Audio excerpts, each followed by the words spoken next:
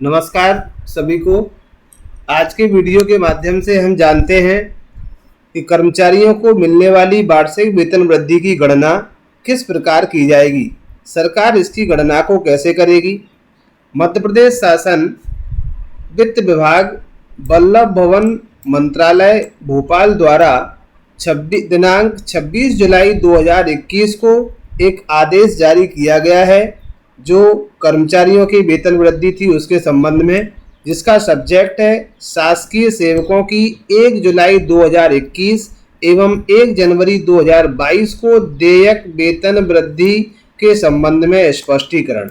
जैसा कि हम सभी को पता है, प्रत्येक कर्मचारी को 1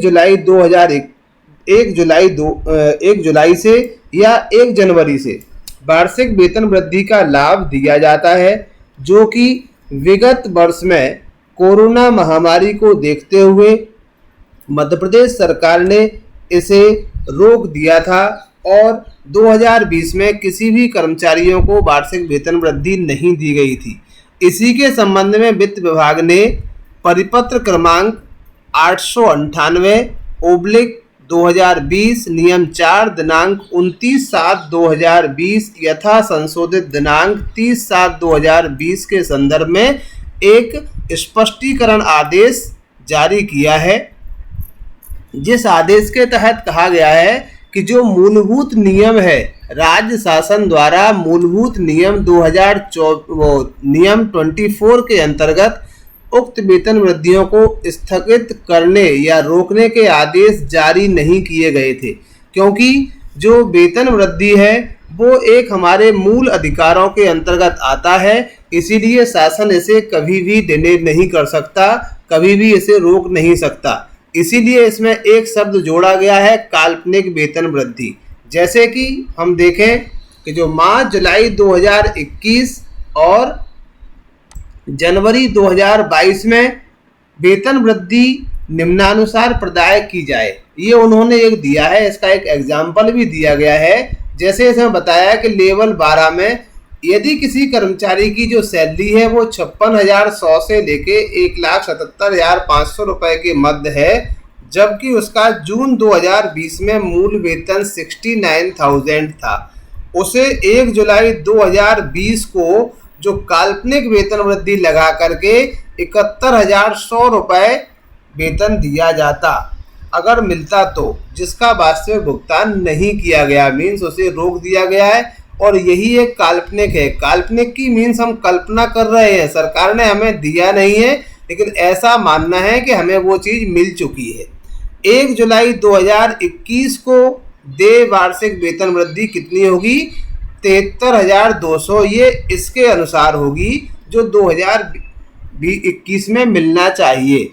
और ऐसे ही जिनकी वेतन वृद्धि जनवरी में लगना है उनकी भी गणना इसी तरह से होगी। तो ये एक काल्पनिक रूप से उसकी एक उदाहरण सहित दिया है।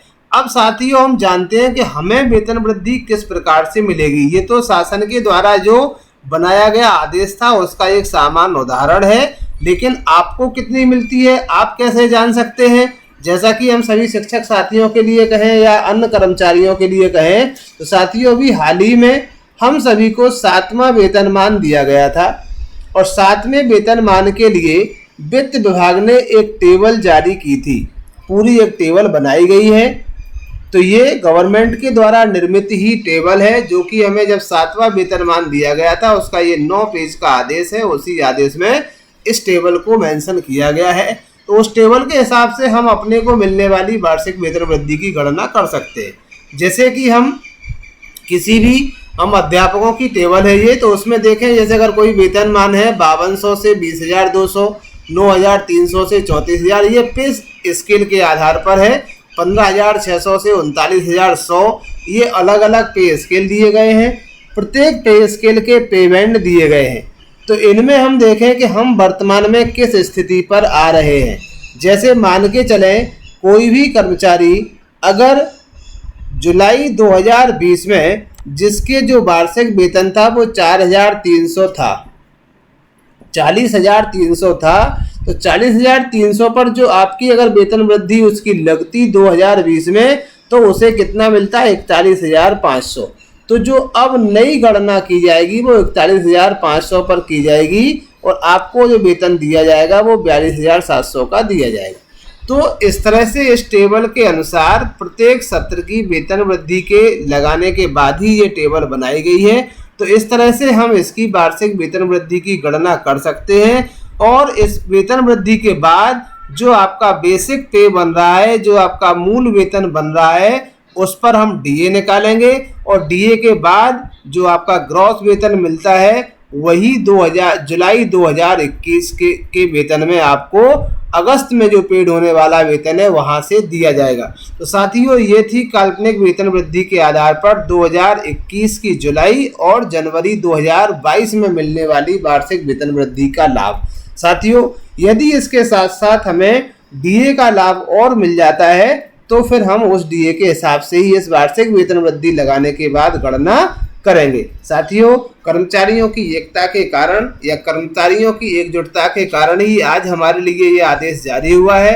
कर्मचारी इसी तरह से एकता को बनाए रखें और अपने कार्यों को भी ईमानदारी पूर्वक करें, जैसा कि सभी कर्मचारियों ने कोरोना काल में अपना उत्तरदायित्व का निर्वहन किया है, आगे भी ऐसे ही निर्वहन करते रहें। तो ये थी एक महत्वपूर्ण जानकारी इंक्रीमेंट के संबंधित गणना की। वीडियो कैसा लगा इसके लिए आप कमेंट बॉक्स में ज़रूर बताएं और किसी भी प्रकार की समस्या के लिए भी आप अपने सुझाव या समस्या कमेंट बॉक्स में दे सकते हैं। धन्यवाद।